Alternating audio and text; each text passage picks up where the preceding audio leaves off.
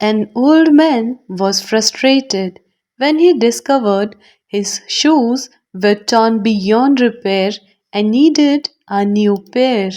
एक बूढ़ा आदमी निराश हो गया जब उसने पाया कि उसके जूते इतने फट गए हैं कि उन्हें ठीक नहीं किया जा सकता और उसे एक नया जोड़ा चाहिए. He spent a lot of time walking daily, so he knew he had to find the best fit shoes to support and protect his feet. वो रोजाना बहुत समय पैदल चलने में बिताता था, इसलिए उसे पता था कि उसे अपने पैरों को सहारा देने और सुरक्षा देने के लिए सबसे उपयुक्त जूते खोजने होंगे. Unfortunately, getting shoes in those times wasn't as easy as it is today. दुर्भाग्य से उस समय जूते खरीदना आज की तरह आसान नहीं था. The old man was very educated and held the knowledge of books in the highest regard. बूढ़ा आदमी बहुत पढ़ा लिखा था और किताबों के ज्ञान को बहुत महत्व देता था. He knew that the wrongly sized shoes could be dangerous and could result in blisters and other injuries. वो जानता था कि गलत माप के जूते खतरनाक हो सकते हैं और इससे छाले और अन्य चोटें लग सकती हैं. So, he bought all the books on how to find perfect fit shoes. He read dozens of books about measuring his feet right for the ideal shoes. इसलिए उसने सही माप वाले जूते खोजने के तरीके पर सभी किताबें खरीदी.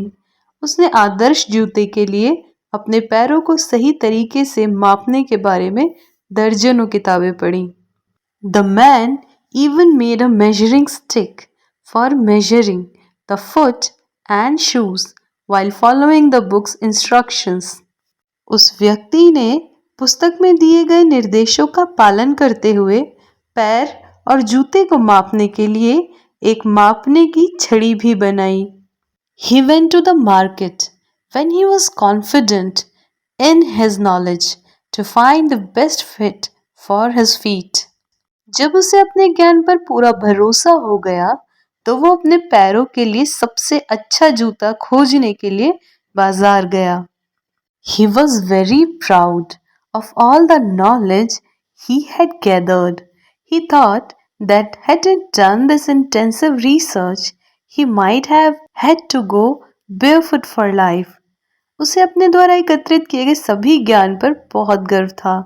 उसने सोचा कि अगर उसने इतनी गहन खोजबीन नहीं की होती तो उसे जीवन भर नंगे पैर ही चलना पड़ता. When he reached the shop, he found a beautiful pair of shoes that fit his taste in aesthetics. जब वो दुकान पर पहुंचा तो उसे एक खूबसूरत जोड़ी जूते मिले जो उसकी पसंद के हिसाब से थे. But when he was going to measure the shoes, he realized that he had left his measuring stick at home. लेकिन जब वो जूते का नाप लेने जा रहा था तो उसे एहसास हुआ कि वो अपनी नापने की छड़ी घर पर ही भूल गया है. Ah, what a pity that his home was a long way back and he wouldn't have made it back on time to purchase the shoe on the same day. So he returned the next day with his measuring stick. ओह, ये कितने अफसोस की बात है कि उसका घर बहुत दूर था और वो उसी दिन जूता खरीदने के लिए समय पर वापस नहीं आ सकता था. इसलिए वो अगले दिन अपनी नापने की छड़ी लेकर वापस आ गया. The following day, the man went to the market barefoot because his older shoes were unwearable. अगले दिन वो आदमी नंगे पैर बाजार गया क्योंकि उसके पुराने जूते पहनने लायक नहीं थे. He had to get the shoe today. Otherwise, he will have to walk barefoot until he gets a new shoe. उसे आज ही जूता खरीदना था, नहीं तो उसे नया जूता मिलने तक नंगे पैर ही चलना पड़ेगा. But to his dismay, he couldn't find the shoes he liked in the shop. So the man inquired about the shoe to the shopkeeper. लेकिन उसे निराशा तब हुई जब उसे दुकान में अपने पसंदीदा जूते नहीं मिले। इसलिए उस आदमी ने दुकानदार से जूते के बारे में पूछा। The shopkeeper told him the shoe he had chosen the other day was sold out. The old man was sad. दुकानदार ने उसे बताया कि उसने जो जूता पिछले दिन चुना था वो बिक चुका है।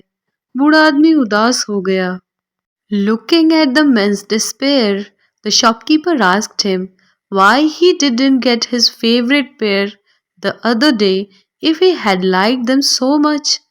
उस आदमी की निराशा को देखते हुए दुकानदार ने उससे पूछा कि अगर उसे अपने पसंदीदा जूते इतने पसंद थे तो उसने पिछले दिन क्यों नहीं खरीदे। The old man told the man what had happened, how he forgot his measuring stick at home. बूढ़े आदमी ने उस आदमी को बताया कि क्या हुआ था, कैसे वो अपना नापने का पैमाना घर भूल गया। How important it was to have the correct measurement to get the right shoes, and how he couldn't get measurement without his measuring stick. सही जूते पाने के लिए सही माप का होना कितना महत्वपूर्ण है और कैसे वो बिना माप की छड़ी के माप नहीं ले सकता था। The shopkeeper was even more confused and asked, "But your feet were with you. Why didn't you try the shoe on?" दुकानदार और भी उलझन में पड़ गया और उसने पूछा, लेकिन आपके पैर तो आपके पास थे, आपने जूते पहनकर क्यों नहीं देखे? The old man was bewildered and responded, "All the books say that the shoes should have to be measured before getting them." बूढ़ा आदमी हैरान था और उसने जवाब दिया, सभी किताबें कहती हैं कि जूते खरीदने से पहले उनका नाप लेना चाहिए। The shopkeeper laughed and said, "Oh no, you don't need to make things so complicated to buy shoes. You need to have your feet, some money, and maybe some common sense to buy the perfect pair of shoes." दुकानदार हंसा और बोला, अरे नहीं, जूते खरीदने के लिए आपको चीजों को इतना जटिल बनाने की जरूरत नहीं है। सही जोड़ी के जूते खरीदने के लिए आपके पास अपने पैर, कुछ पैसे और शायद थोड़ी सामान्य समझ होनी चाहिए। So this was our one more beautiful story. I hope that you like the story and the way I am teaching. If you like it, please do not forget to like, share and subscribe to this channel for more informative videos. I'll see you in the next video. Till then, tada, bye.